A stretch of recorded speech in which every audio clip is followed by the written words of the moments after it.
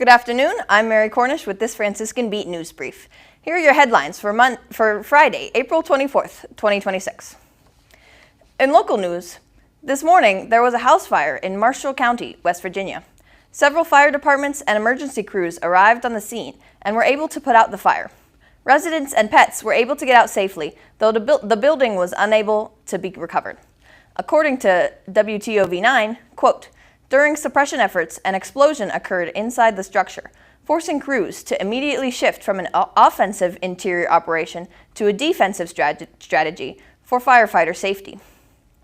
Shortly after the explosion, the structure collapsed into itself and extended into the street. Fire also spread to two additional structures during the incident.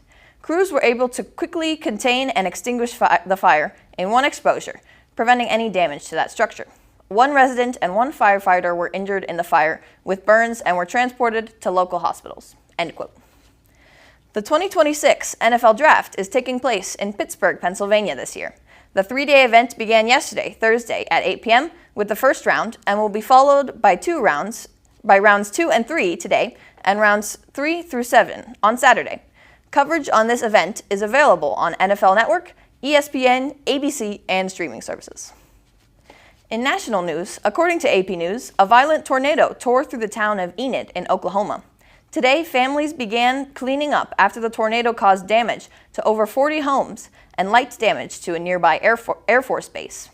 Many people waited out the storm inside of storm cellars or evacuated the city. There were only minor injuries, and no one was killed.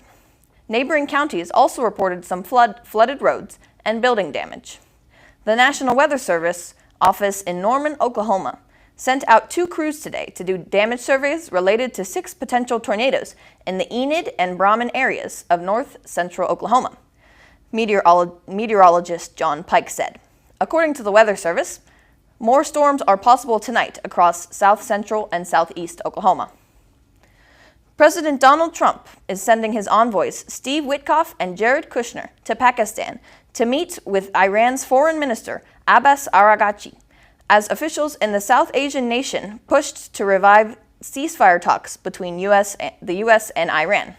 The talks are planned for tomorrow, Saturday, and they come as much of the world is on edge over a war that has complicated crucial energy exports through the Strait of Hormuz, a strategic waterway through which a fifth of the world's oil and natural gas is shipped during peacetime.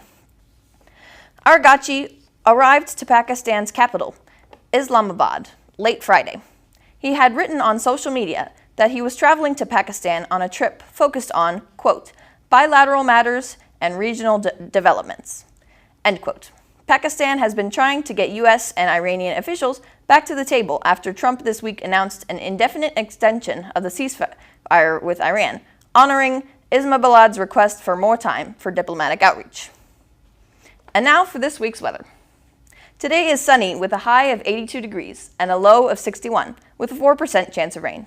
Tomorrow will be partly cloudy with a high of 66 degrees and a low of 48 and a 71% chance of precipitation. Sunday will have some clouds with a high of 64 and a low of 48 and a 24% chance of precipitation. Thank you for tuning in to this Franciscan Beat news brief. As summer vacation approaches, here at Franciscan University, this will be our final broadcast for the 2025-2026 year. We'd like to congratulate our graduating seniors, Annie Jerome, Jeremiah Grieve, Sean Kenny, and myself, Mary Cornish. We wish you all luck in your future endeavors. We will see you in September with a new cast and a new show. Until then, thank you for watching. Good night and God bless.